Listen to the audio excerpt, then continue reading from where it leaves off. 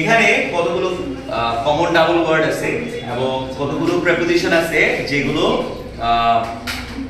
প্রথমেও preposition, এগুলো adjustable preposition, that means paired of preposition, right? এই paired of preposition গুলো যেমন দেখো from to, from Chittagong to Dhaka, এরকম ক্ষেত্রে ব্যবহার হয়। এখানে একটা বেডুইন আছে, বেডুইন একটা প্রিপোজিশন, কিন্তু এন্ড তো আর প্রিপোজিশনের কনজাংশন অর্থ ব্যবহার হয়। এখানে both and conjunction, either or neither not. কিন্তু এই যে শব্দগুলো, বাকি শব্দগুলো এই কয়েকটা শব্দ ছাড়া বাকিগুলো যেমন out of, away from, according to, because of, instead of, in front of, in spite of, on account of, on behalf of, ঠিক আছে? In case of, in additional, in addition to, in search of, এই যে ফর্মগুলো এগুলো কিন্তু appropriate preposition বা pair of preposition হিসেবে পরিচিত, ঠিক আছে? এই প্রিপোজিশনগুলো যদি কেউ মুখস্থ করতে পারে তাহলে প্রিপোজিশনাল ফ্রেজের মধ্যে কোনো প্রবলেম হবে না।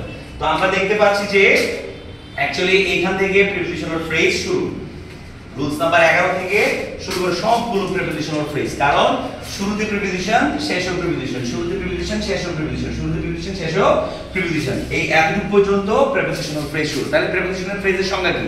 প্রিপোজিশনাল ফ্রেজের সংজ্ঞা হচ্ছে প্রিপোজিশন দিয়ে শুরু এবং প্রিপোজিশন দিয়ে শেষ, ওই অতটুকু ফ্রেজকে বলা হয় প্রিপোজিশনাল ফ্রেজ।